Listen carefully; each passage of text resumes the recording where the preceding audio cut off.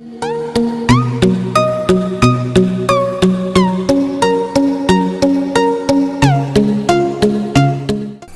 ¿qué tal? Gracias por otra vez visitarnos por la página, por otra vez los videos. Muchas gracias. Muchas, pero muchas. Muchas gracias. Muchas, pero muchas gracias. Como en otros videos comenté, mi intención es poder comunicar todo lo que Dios me ha enseñado. El Espíritu Santo me guió a toda verdad. Cómo se pudo en mi propia vida ver mi familia transformada, mis hijos y milagros que vamos a ir contando, como en otros videos he narrado. Y en este día mi interés es guiarlos a cómo leer la Escritura, cómo sacar provecho de la misma. Para mí me resulta muy interesante este tema, y porque es crucial, es muy importante para poder desarrollar un aprendizaje ordenado. Los estudios que se hacen acerca de la oratoria o de conferencias, se sabe que la persona escucha el 60% de lo que se habla. O sea, si en una hora de narrativa una persona va a recordar el 60% de ese tiempo, porque va a tener distracciones, porque alguien se movió, alguien hizo un ruido, uno miró a alguien que se levanta, y en la suma de ese tiempo la persona escucha el 60%, y de lo que escucha de ese 60% solo retiene el 15%. Si esa persona, además de escuchar, toma nota, el resultado de la retención de ese mensaje es alrededor del 35%. Y si la persona ve una enseñanza hasta 7 veces, aproximadamente alcanza más del 90% de lo que se comunicó en esa enseñanza. Así que bueno, esta es una medida de saber por qué muchas veces no podemos entender lo que se habla, no podemos comprenderlo, y para mí es de mucho, pero mucha importancia. Por eso en este video voy a tocar 3 pasajes en los cuales Jesús mismo nos enseña a cómo escuchar, cómo hacer para poder aprender. Jesús nos advierte, o sea, Jesús no nos ordena, Jesús nos sigue dejando en nuestro libre albedrío, en nuestra voluntad, tomar la decisión que nosotros creemos que más nos conviene. Pero Jesús nos advierte. Este es el modo en que se tiene que trabajar. Y quisiera contarles cómo Jesús narra. Y es algo interesante. Permítanme tomar la Biblia. Si uno toma el libro de Mateo, el cual lo invito a que lo tome, a partir del capítulo 5 de Mateo, Jesús ya se había bautizado, ya fue al desierto, vuelve y comienza su ministerio. Y comienza con las bienaventuranzas, capítulo 5. Transcurre todo el 5, todo el capítulo 6 y llegamos al 7, promediando el 7. Hasta ahí, todos esos capítulos, la voz de Jesús se escuchó y él comunicó enseñanzas. Llega al versículo 13 del capítulo 7, el cual sí pido que me acompañes. Dice: entrad por la puerta estrecha, porque ancha es la puerta y espacioso el camino que lleva a la perdición, y muchos son los que entran por ella, porque estrecha la puerta y angosto el camino que lleva a la vida, y pocos son los que la hallan. En este pasaje Jesús narra muy claramente que existe 2 decisiones que tomar: una puerta ancha y una puerta angosta. La ancha tiene un camino también espacioso, ancho, y la puerta angosta también tiene un camino angosto. Y me gustaría comunicarte cómo aprendí esto. La vida nuestra, toda nuestra vida, se desarrolla tomando decisiones. Nosotros a cada instante tomamos decisiones. A cada instante decidimos qué hacer, hacia dónde dirigirnos. Muchas de esas decisiones se han transformado en hábitos. Por ejemplo, si uno se levanta a la mañana y está acostumbrado a apenas se levanta a lavarse los dientes y darse una ducha, ahí ya no media una decisión, ya está incorporado como un hábito. Y esas decisiones en el pasado hoy se transformaron en hábito. En algún momento de nuestra vida nosotros no teníamos esa costumbre, pero un día, por diversas circunstancias, el trabajo, el estudio, por comodidad, porque uno le veía más practicidad, porque el baño en ese momento estaba más desocupado, uno tomó ese hábito de levantarse temprano, lavarse los dientes y bañarse. Es una decisión que se tomó, que en el cabo del tiempo se transformó en un hábito, y ese hábito está encarnado, por lo tanto no es necesario tomar más decisiones. Así sucesivamente en nuestra vida, o sea, el momento en que nos encontramos parados hoy, aquí, es la suma de las decisiones que tomamos en el pasado. Todas nuestras decisiones transcurren en el tiempo, o sea, son trascendentes o intrascendentes. La decisión puede afectar el futuro cuando es trascendente, trasciende, o no es trascendente. No afecta, es ahora y aquí.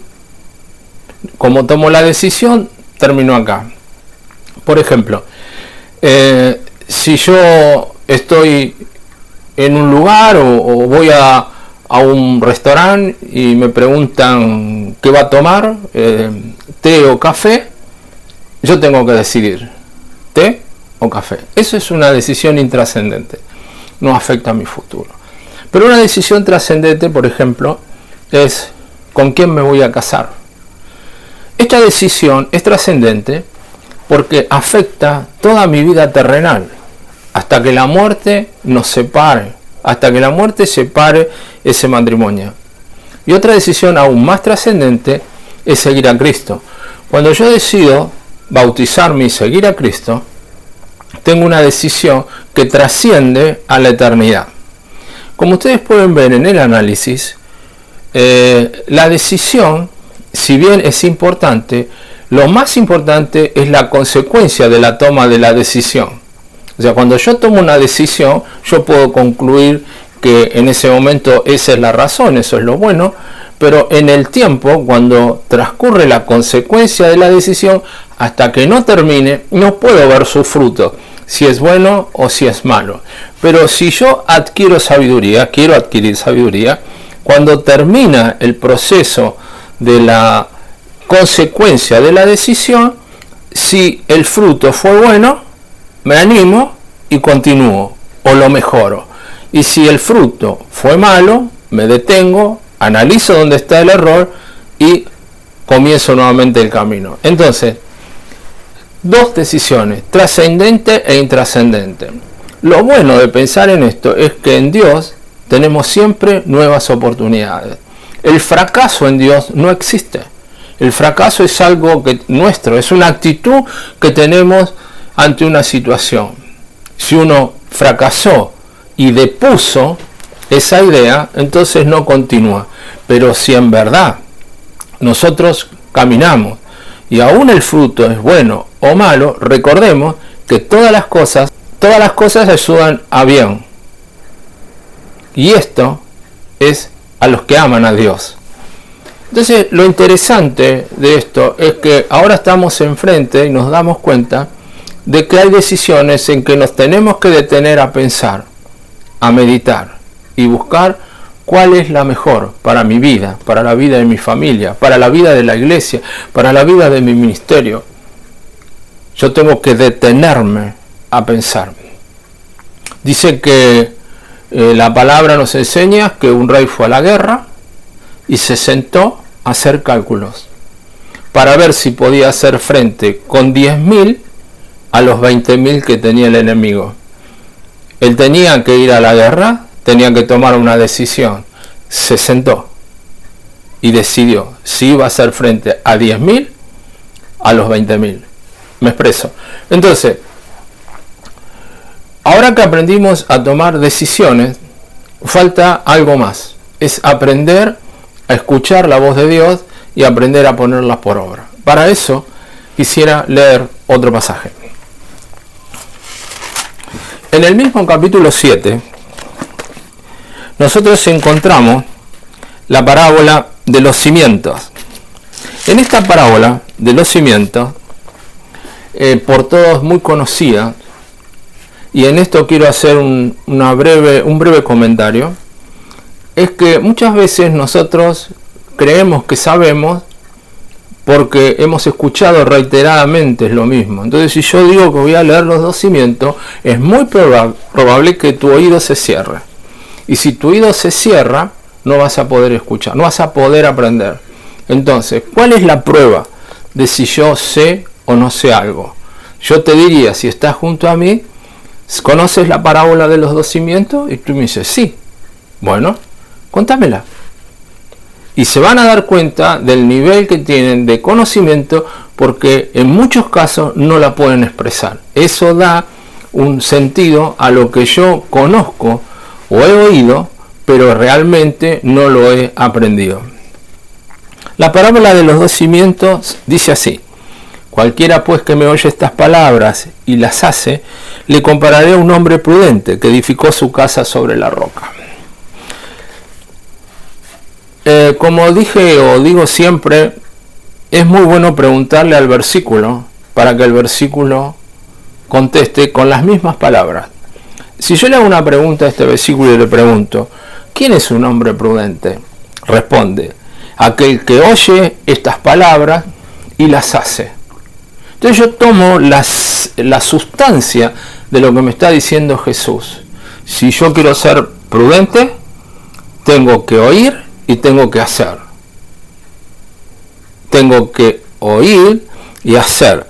Entonces dice Jesús que este tipo de personas que oye y hace, dice, descendió lluvia, vinieron ríos y soplaron viento y golpearon contra aquella casa y no cayó porque estaba fundado sobre la roca. O sea, me está graficando Jesús que van a pedir momentos difíciles, aflicciones, angustia, pérdidas, pero la casa, tu espiritualidad, tu persona, tu identidad no va a caer porque tu vida está formada en Jesús, la roca. Y hace otro ejemplo, dice, pero cualquiera que me oye estas palabras y no las hace, le compararé a un hombre insensato que edificó su casa sobre la arena. Descendió lluvia, vinieron ríos, soplaron vientos y dieron con ímpetu contra aquella casa y cayó, y fue grande su ruina. Prestemos atención que los problemas, tanto para el prudente como para el insensato, son los mismos. Pero uno sufrió ruina. ¿Cuál? ¿Cuál ha sufrido ruina? Aquel que oyó y no hizo. Quizás con este breve mensaje tocando este punto, tú hoy puede ser que Dios te esté hablando, que Dios te está diciendo, por no haber hecho lo que yo te dije, hoy tu casa está en ruina. Pero Dios, dice Isaías, que el Mesías iba a venir a reedificar las ruinas. Y esas ruinas que hoy vos estás, es precisamente el estado en que Jesucristo quiere restaurar. Ahora vayamos al tercer pasaje que quiero tocar, que es la parábola del sembrador. Y este pasaje es muy interesante porque también habla acerca de cómo comprender y atender a la palabra. Jesús nos enseña la palabra diciendo en Mateo 13, versículo 18, dice esto: oíd pues vosotros la parábola del sembrador. Cuando alguno oye la palabra del reino y no la entiende, viene el malo y arrebata lo que fue sembrado de su corazón, y este es el que fue sembrado junto al camino. Vamos a hacerle algunas preguntas al pasaje. ¿Qué palabra no se entiende? ¿Cualquiera? No, la del reino. Cuando se predica otro evangelio que no sea el del reino y uno no lo entiende, viene el diablo y saca lo que fue sembrado. Es muy interesante detenerse porque no hay otro mensaje bíblico en el cual el diablo venga y quite lo que se ha ministrado. Por eso da la señal este pasaje que la importancia de predicar el verdadero evangelio, el evangelio del reino, el evangelio de la gracia, porque es en el único mensaje en que el diablo se apersona para arrebatar esa semilla. ¿Por qué? Porque va en contra de sus propósitos, de lo que él quiere hacer con la vida de las personas. Entonces, volvemos, cuando alguno oye la palabra del reino y no la entiende, viene el malo y le arrebata lo que fue sembrado en su corazón. Este es el que fue sembrado junto al camino. Y el que fue sembrado en pedregales, este es el que oye la palabra, al momento la recibe con gozo, pero no tiene raíz en sí, sino que es de corta duración, pues al venir la aflicción o la persecución por causa de la palabra, luego tropieza. Esta palabra creo que es, hoy en día, cabe mucho en la iglesia. Hay muchas personas, muchos hermanos, que concurren a reuniones, que inclusive lo comentan con uno, y seguramente que a ti también te ha pasado, que están muy contentos, escuchan la palabra, se gozan, se deleitan, en la reunión se sienten abrazados por Dios, pero cuando viene la aflicción o la prueba, la persona decae.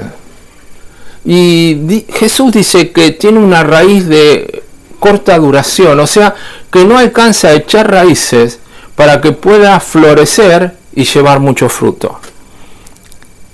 Hay otro caso más. Dice, el que fue sembrado entre espinos, este es el que oye la palabra, pero el afán de este siglo y el engaño de las riquezas ahogan la palabra y se hace infructuosa. O sea, esta es otra persona que oye la palabra, la recibe, pero la voz de las riquezas, la voz de los afanes de este mundo, habla más fuerte que la voz del Espíritu. La ahogan. Y entonces esta palabra se cae. Dice también, en el último caso, dice, el que fue sembrado en buena tierra, este es el que oye y entiende. Y la palabra da fruto y produce a 100, a 60, a 30 por uno. ¿Qué está diciendo? Que cuando nosotros oímos la palabra, nosotros debemos de entender. Por eso comencé diciendo que es muy importante que sepa de que cualquier prédica, por más buena que sea, por más bien expresada que esté, tú vas a recordar el 60%. Vas a escuchar, mejor dicho, el 60%. Y vas a retener el 15%. Si tú escuchas y escribes, vas a llevar a más de 30%. Y si tú escuchas 7 veces la prédica, vos vas a encontrarte que vas a entender más del 90% de esa prédica. Entonces, de lo que hablamos, hay una puerta ancha con un camino ancho, hay una puerta angosta con un camino angosto.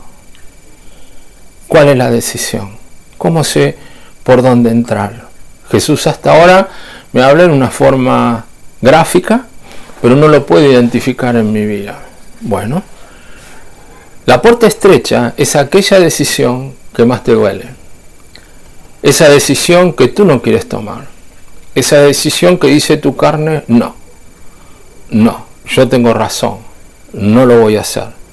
Esa decisión que impide tu carne que se ponga por obra lo que dice Dios. Entonces, si tú oyes la palabra y no lo haces, te transformas en un hombre imprudente y al cabo de un tiempo tu casa va a caer. Y creo que es la situación de muchos hermanos. Y es por eso el afán, el deseo de comunicar estas pequeñas cosas.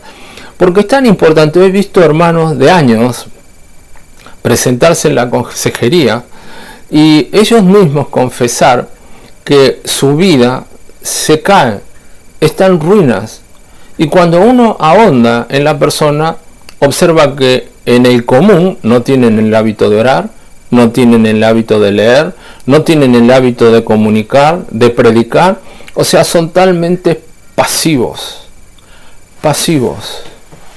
Y bien recuerdo la palabra de Jesús diciendo: el que conmigo no recoge, desparrama. Y a mí me llamó mucho la atención esta expresión, porque dice: el que no recoge, desparrama. O sea, aquel que está pasivo, su actitud es desparramar, pero el damnificado es él. El reino sigue avanzando. Dios va a ir usando o utilizando distintas personas, pero la persona es afectada en su identidad, en su carácter, y muestra una personalidad débil, y su vida decae, no está fundada sobre la roca. Así que te animo que en este tiempo, de ahora en más, prestes atención cuando lees, ora la escritura, cuando tú lees, ora. Busca la esencia de lo que está haciendo, pregúntale al versículo para que él mismo conteste. Ora a Dios y pregúntale: Señor, ¿estoy entrando por la puerta estrecha o por la puerta ancha? ¿Es por eso que me va mal? Esa es una oración clara, sencilla. Otra oración podría ser: Señor, he sufrido pérdidas, los problemas me superan. ¿Tú crees que yo no hago? ¿Tú crees que soy solamente un oidor y no un hacedor? Y Dios va a responder. Y también puedes pensar: ¿cuáles de las tierras soy? ¿Soy el que oigo y no entiendo? ¿Soy el que la oigo pero los problemas me ahogan la palabra? ¿Soy el que oye la palabra pero los afanes y las riquezas y todo lo que me rodea tiene una voz más fuerte que la palabra de Dios? ¿O realmente cayó en buena tierra? La que cae en buena tierra va a dar a 100, a 60, a 30 por 1. Esa diferencia que hay entre 100, 60 y 30 por 1 está dado por la capacidad, por la entrega, por la búsqueda, por esa búsqueda de la santidad que en el fondo del corazón uno está deseando que Dios nos use. Yo sé que si tú vas tras esta palabra, lo que Cristo dijo respecto a tu actitud para con la Escritura, tu vida va a cambiar. Totalmente. Va a cambiar. Va a generar una identidad. Va a generar una persona de carácter. Una persona con el carácter de los hijos de Dios. Te vas a poner de pie, vas a caminar y las cosas se van a solucionar. Porque Dios está interesado en ti. Recuerda esto. Nunca pienses que vos tenés que ir a Dios. Es Dios el que vino a buscar. Nadie va al Hijo si el Padre no le llevare. Esta es una búsqueda que Dios tiene para con nosotros. Dice que nosotros fuimos comprados a precio de sangre. Él nos compró. Eso significa que somos propiedad de Dios. Yo y tú somos propiedad de Dios. Él es nuestro dueño. Y como dueño, como padre, Él nos cuida. Él nos guarda. No nos permite que nadie nos haga mal. Recordamos Romanos. ¿Quién nos apartará del amor de Dios? Él nos ha hecho más que vencedores. Hambre, desnudez, espada, nada. Absolutamente nada. Así que te animo, amigo, hermano, a que caminemos en esta senda que Dios ha propuesto para este tiempo, y de todo corazón deseo que esta breve enseñanza te pueda ser de mucha bendición. Gracias otra vez y nos vemos. Chao.